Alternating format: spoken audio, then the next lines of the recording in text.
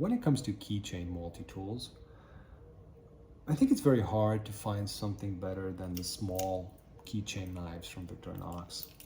And you can look at this from a lot of different vantage points, price being one of them, variety of colors can be another. And that's true for these models and the ALOX version. And also you can get models with subtle differences, more or less tools, depending on what you need or rather want to have with you. What's even more interesting to me is the fact that you can have something like this on your keychains for years and years, and it can go unnoticed by everyone else, including yourself. And one day you realize, I've had this on my keychains for years, and it did a good job every time I used it. I've just been taking it for granted. And that's what a tool should do. You shouldn't notice the fact that it's doing a good job because that's what you're expecting. Also interesting is that just by looking at it, you wouldn't say it's as capable as it is. And I made a very short 30+ minute video about that. Go ahead and watch it if you feel like it. So yes, they are very capable. Also in the impressive category is that all the Victorinox Classic SD knives that I bought, and even the ones with larger scissors, came with those scissors set up perfectly. They always did a good job. And I think that's impressive, especially because just because this is so good doesn't mean you have to stop looking. And I like to keep looking. So far, the squared PS4 is probably the best quality controlled Leatherman. I've heard rumors it's discontinued. I'm not sure. The reason why I haven't talked about this a lot is because it is kind of expensive, and if you lose this, well, I did. I lost one of these, and I was pretty upset because they come at a kind of a steeper price. They are useful, I like them, but I keep this one on a huge lanyard whenever it's in my pocket, so I know that it's there and I don't lose it. It costs about twice or 3 times as much as this one did. And this is the one that I'm actually going to talk about today. It's the Spyderco Clipitool. This comes in 3 versions. They all have the blade, which is very similar to the Man Bug blade, except for the fact that it doesn't have jimping here. And as for the other tool, one of them comes with a serrated blade, the other one with a bottle cap lifter or screwdriver, and this one, the one I was interested in, comes with a pair of scissors. The thing which I like more about the Clipitool than the classic SD is the fact that you can lock the blade between your fingers much better. You can do that with the classic SD. Not as well. Now, it is my opinion that the smaller the knife, the better it should cut. Once you get accustomed to how a blade which performs really well cuts, the danger of you cutting yourself is significantly reduced. Especially if you do dumb things like I do. I like to sharpen all knives and I like to test them, and I will do a lot of chip carving, in-hand carving, not just wood. I love chip carving, but I love chip carving because I like testing the grinds that I put on blades, and I will do the carving in hand, and I want the maximal amount of control. So the thinner the blade, the better the cutting geometry, the more control you will have. Now, for something like this, for the average user, it's not necessary. I think they will much more appreciate the fact that they can kind of safely lock this in between their fingers. And that goes very well. And here, I'm very happy there's no jimping, because then this would be uncomfortable. You don't need to do a lot of cuts in this position, but if you really squeeze it to make it very safe in your hand, good that there's no jimping here. You can do that with the SD, not as well. And even reverse position feels very safe. I like that. You can open the blade one-handed. Even I can do it with my messed up thumb. And I can close it, all the while keeping my fingers out of the danger zone, which is good.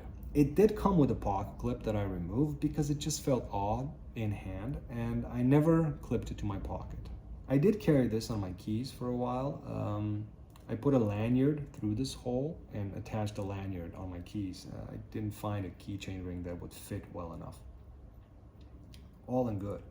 But the main reason why I bought this multi-tool was the scissors.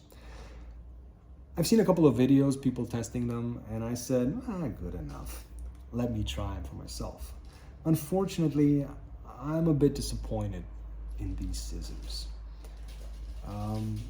As nice as the idea behind them is, you know, this weird shape, and you have this little tab at the hole, I thought this was going to be a bit more uncomfortable when doing cutting tasks. It's not for my hand. I tend to keep the knife like this, and it never bothers me. Now, if I were to do, I don't know how many cuts in a row with this, then it would be.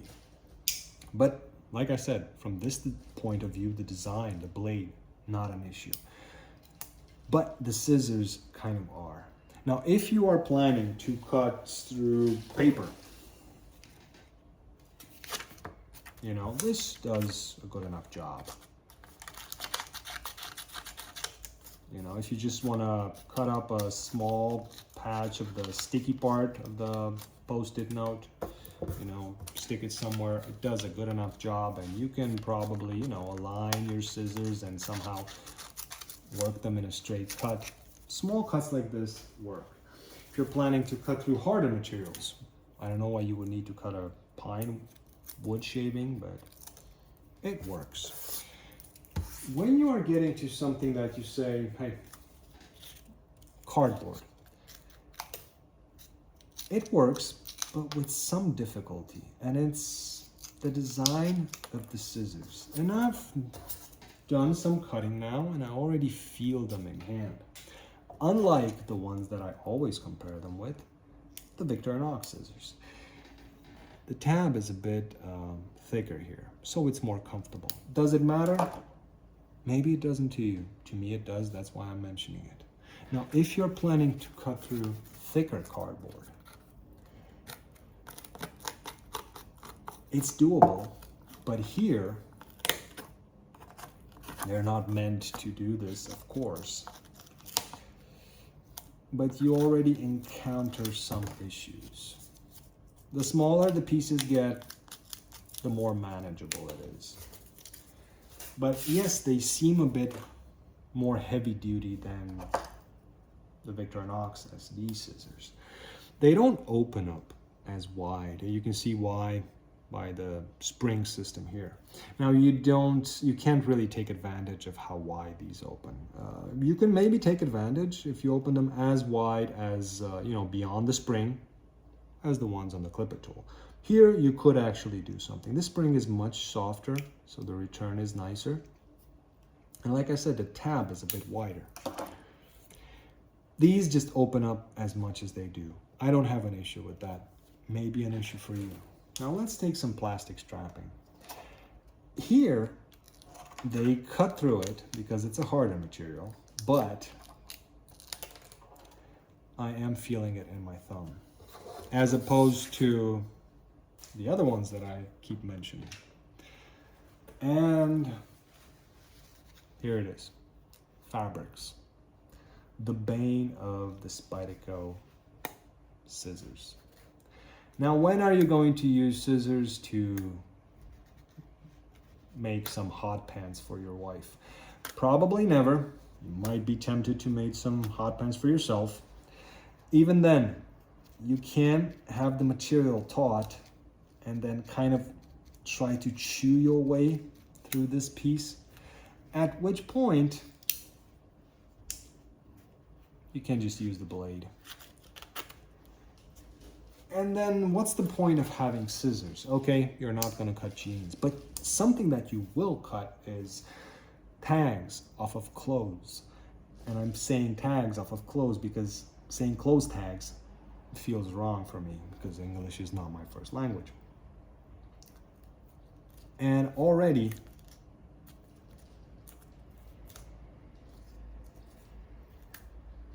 it's hanging up and I can't really cut through this.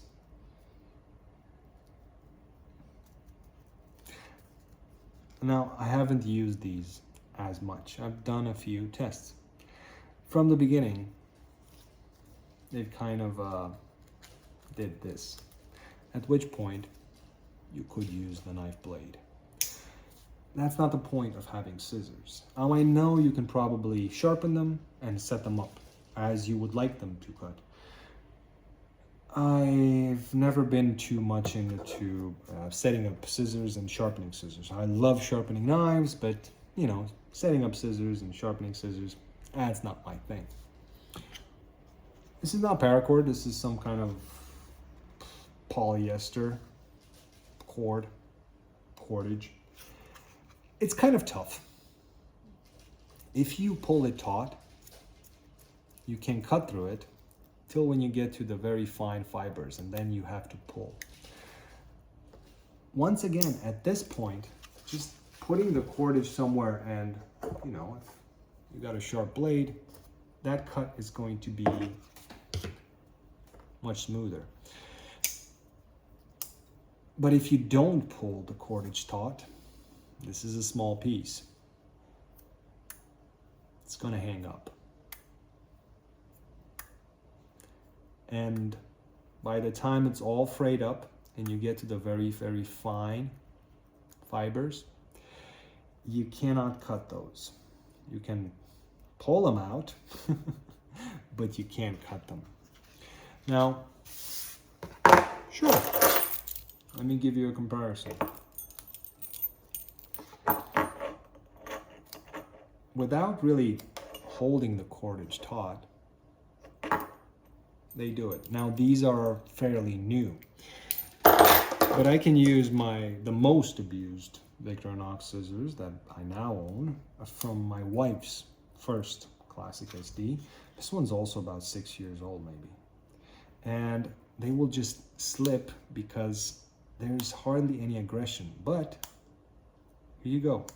That's the difference between scissors which have been abused and new Victorinox scissors. And if you can still see, I managed to cut through it, and I can even give this cordage a nice haircut. I can cut the very fine wires. If I hold it, pull it taut, I can go through the cordage in one cut. These have very little aggression left in them. Very little. To the point, like I'm just showing you, the cordage slips away. But they still do a better job than the new ones. And you've seen how well the new ones perform. So in this sense, I just wanted to give you this test so you see a real life unbiased test. Because honestly, I like the Clipitool. I wish the scissors would work better, but I like the Clipitool.